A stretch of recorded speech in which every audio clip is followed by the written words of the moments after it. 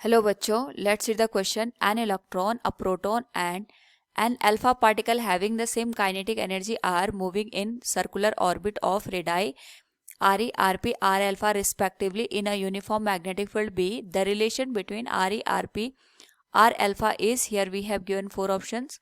Now to answer this question, first we will discuss here the key concept, and here the key concept is force on moving charge particle in a magnetic field. तो जब भी हम किसी भी charge particle को किसी magnetic field में रखते हैं and it moves in a magnetic field, उस पर्टिकुलर केस में जो मैग्नेटिक फील्ड है वो चार्ज पार्टिकल पे फोर्स लगाता है. और अगर हम बात करें यहाँ पे लगाए गए फोर्स की, it is given as Q into V into B, that is charge on the particle, velocity of the particle and the magnetic field. इन दोनों तीनों के प्रोडक्ट के बराबर हमारे पास यहाँ पे फोर्स की वैल्यू होती है.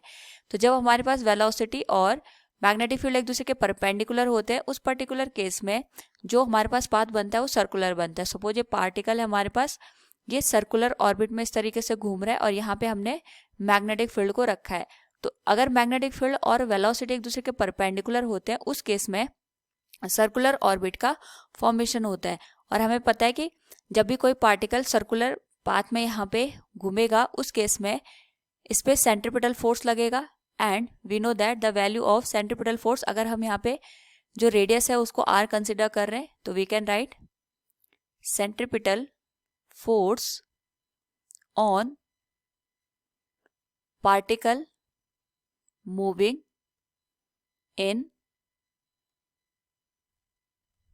सर्कुलर ऑर्बिट, जिसकी रेडियस हमने यहाँ पे r कंसिडर की है.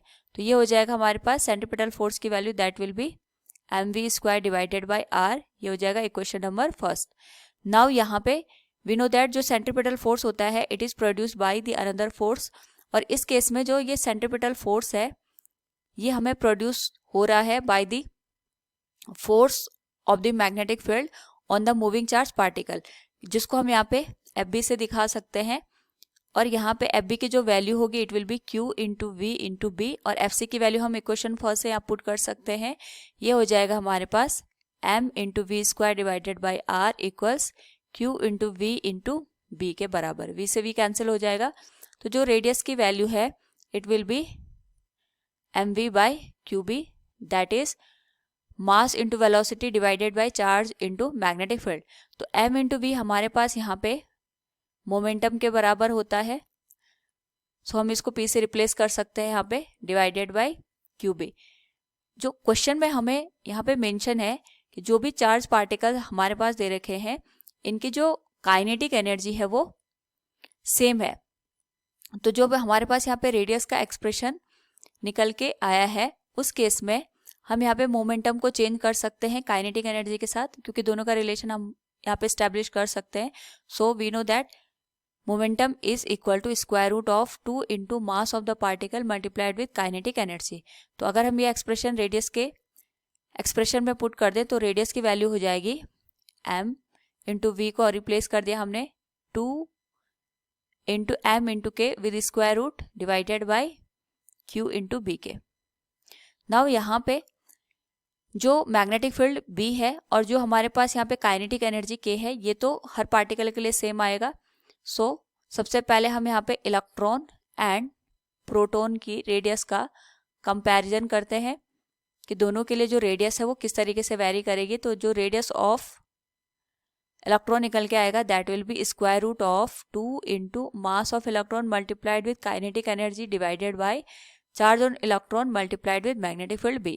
और जो प्रोटॉन है हमारे पास, अगर हम इससे देखें तो ये हो जाएगा square root of 2 into mass of proton multiplied with kinetic energy K divided by charge on proton multiplied with magnetic field B. तो अगर हम यहाँ पे इसको अगर इक्वेशन A दे दें और इसको इक्वेशन B, इनको कंपेयर करें तो मैग्नेटिक फील्ड और K तो सेम है, साथ में जो हमारे पास चार्ज ऑन इलेक्ट्रॉन होता है that is equal to the charge on proton, तो इसका भी यहाँ पे कोई इम्पैक्ट नहीं पड़ेगा. तो जो हमारे पास यहाँ पे इफेक्ट पड़ेगा केवल मास का पड़ेगा. And we know that mass of electron that is Me is less than mass of proton.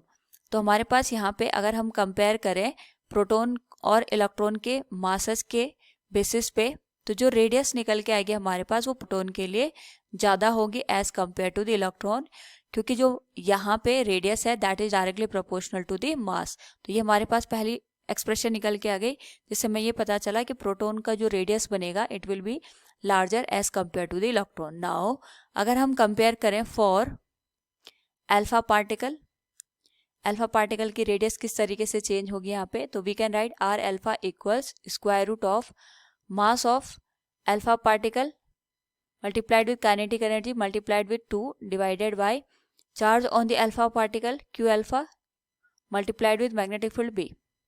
यहाँ पे अगर हम जो एक्सप्रेशन निकल के आया that is 2 into mass of alpha multiplied with kinetic energy के divided by charge on alpha multiplied with magnetic field B, इसको हम इस तरीके से लिख सकते हैं कि जो हमारे पास प्रोटॉन का मास है और जो अल्फा पार्टिकल का मास एक दूसरे से रिलेटेड होते हैं।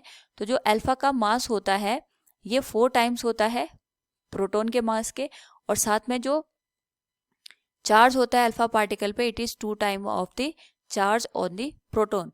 तो हम इसको रिप्लेस करके लिख सकते हैं it will be square root of 2 into mass of alpha particle can be written as 4 times of mass of the proton multiplied with kinetic energy के divided by charge on the alpha particle it will be 2 into charge on the proton multiplied with magnetic field B। तो यहाँ से we can say जो हमारे पास 4 mass into proton है, अगर हम इसको स्क्वायर रूट से बाहर ले ले तो ये बन जाएगा R alpha will be equal to 2 into square root of 2 into mass of proton multiplied with kinetic energy के divided by 2 into charge on proton multiplied with magnetic field B। तो 2 से 2 कैंसिल हो जाएगा। ये जो पूरा एक्सप्रेशन हमारे पास यहाँ पे निकल के आया है it is equal to the radius of the proton. हमारे पास प्रोटॉन की रेडियस के बराबर निकल के आया है। तो यहाँ से हमें पता चला कि जो प्रोटॉन के लिए रेडियस बनेगी और अल्फा पार्टिकल के लिए रेडियस बनेगी वो सेम होगी, बट यहाँ पे जो हमारे पास रेडियस ऑफ अर्थ है that will be less than the radius of the proton. So from the given option अगर हम देखें यहाँ पे we can say the relation between Re, Rp, R alpha is here Rp is equal to R alpha in C and D option, but यहाँ पे जो D option है उसमें given है Re is less than Rp, so we can say option D will be the correct answer। Hope all you understood it। Thank you and best of luck।